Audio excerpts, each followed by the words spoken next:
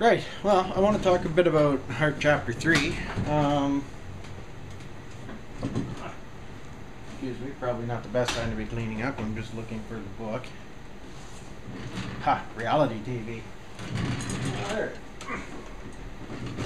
Yeah, overall, I found this chapter to be a lot better than the former chapters. Not that I actually thought the former chapters were particularly bad.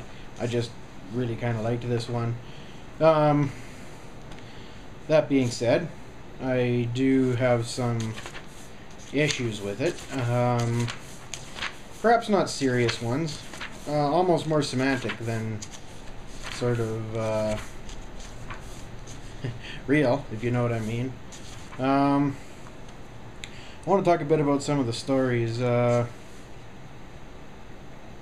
Zach's story, I really don't have anything to argue with. It seems like he's very knowledgeable in what he's writing, and overall, I don't have any issue. In fact, I really like the fact that he's including, well, he calls them bugs.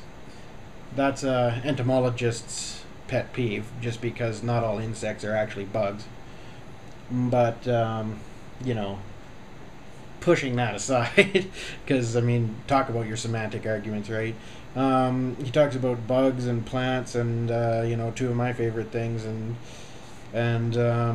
how they play an important part in the ecosystems and in the environment. So that I really liked, especially about Zach's story, which is the first one in the book. So that stuck out with me. For Faith's story, it talks about treating all living creatures with dignity, and I guess I agree with that, although I hesitate to anthropomorphize too much. I think we have to treat all living creatures with respect, but respect is not the same thing as dignity.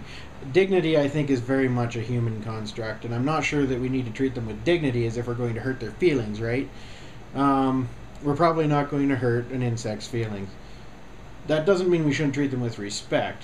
I'm not saying don't slap mosquitoes when they land on you. What I'm saying is, why would you go and purposely step on a beetle walking through your garden if it's not doing any harm?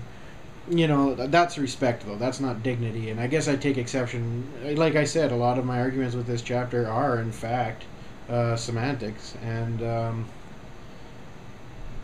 But I think we have to be careful in language, because we have to say what we mean. I believe she means treat them with respect.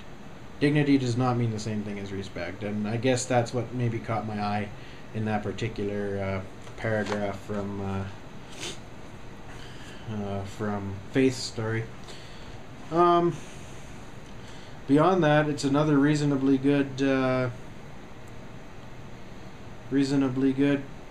story. I think she has a paragraph in here about pesticides, and you know, I come from a farm background, and I'm really torn on pesticides, because the reality is, if we want to feed the population we have on this planet, pesticides are an absolute necessity. And I mean, people can question that all they want. It's just a reality of farming. We've done some organic farming in the past. The yields are not as good. The quality is not as good. And I mean, I know a lot of people don't like to hear that, because it doesn't fit in with an ecological worldview, but I mean, reality is reality, and you can't change reality just because you don't like what reality is telling you.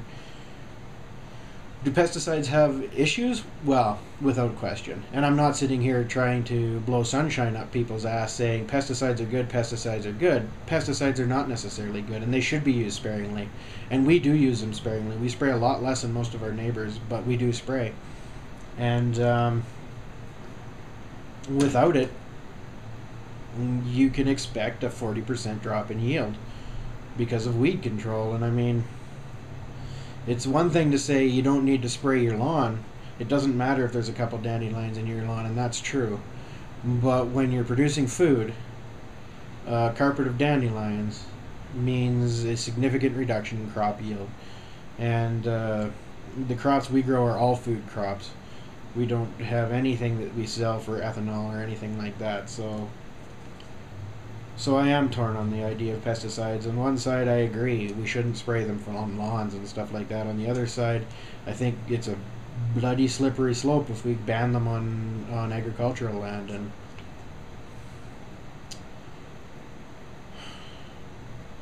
I guess it's maybe one of those places where my agricultural upbringing and my ecological um, desires maybe clash a little bit. On the other hand, obviously I don't mind eating on occasion, and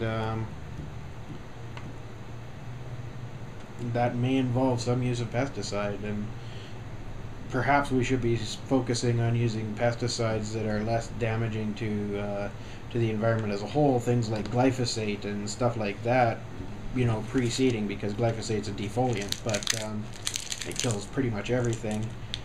Perhaps preceding glyphosate, because glyphosate, it binds with the dirt and it disappears virtually immediately. There's really very little residue with glyphosate. 2,4-D does tend to stick around a bit of time.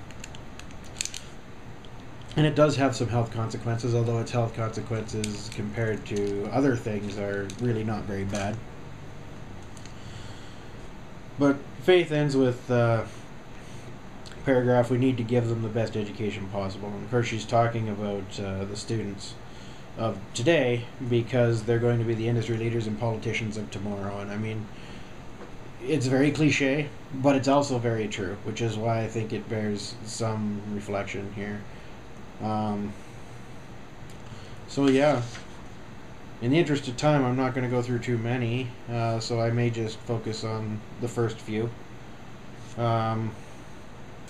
because it would be an awfully long entry to go through the entire thing. But I think the first few will give you an idea of kind of where I'm sitting anyways in terms of how I feel about this. So